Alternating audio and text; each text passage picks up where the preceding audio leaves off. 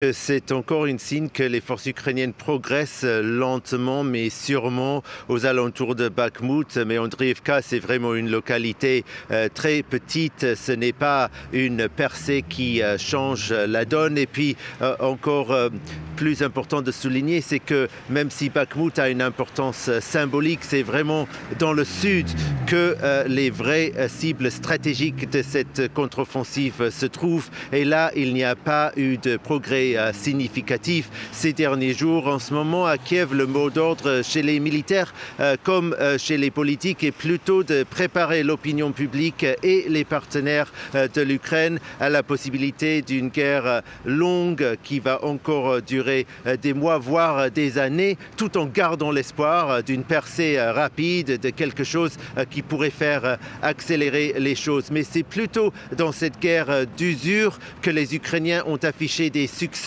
ces derniers jours dans la destruction d'objets russes à longue distance, notamment en Crimée, où au moins un navire aurait été touché dans le port de Sébastopol et un système de défense antiaérien de type S-400, qui sont des systèmes très importants et très puissants. Cela fait maintenant la deuxième que les Ukrainiens ont réussi à détruire de l'équipement russe en Crimée et puis en Ukraine proprement dit, mais dans la partie occupée de la région de Zaporizhzhia. Il y a eu des explosions ce matin dans la ville de Melitopol, qui est l'une des cibles stratégiques de l'Ukraine. Peut-être qu'ils ont détruit une base ou un objet stratégique russe à Melitopol. Ce ne serait pas la première fois, mais pour le moment, je n'ai pas plus de détails.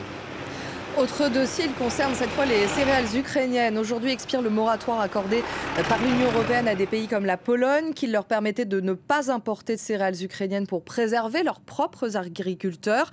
Varsovie dit vouloir prolonger cet embargo coûte que coûte. Comment Kiev a réagi ? Je pense que Varsovie est bien décidée à faire cavalier seul et à prolonger cet embargo. Les Polonais disent qu'il est absolument nécessaire parce que l'arrivée de produits ukrainiens sur le marché polonais, des produits qui, avant le début de l'invasion à grande échelle, étaient exportés plutôt vers le Moyen-Orient et d'autres pays plus loin par la voie de la mer Noire, eh bien, a fait chuter les prix, mettant en danger les agriculteurs polonais.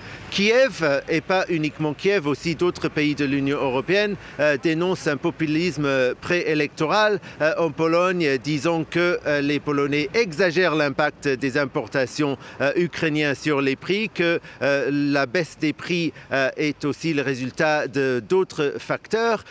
Kiev dit que ce n'est pas en accord avec les lois du commerce international et menace de saisir l'OMC.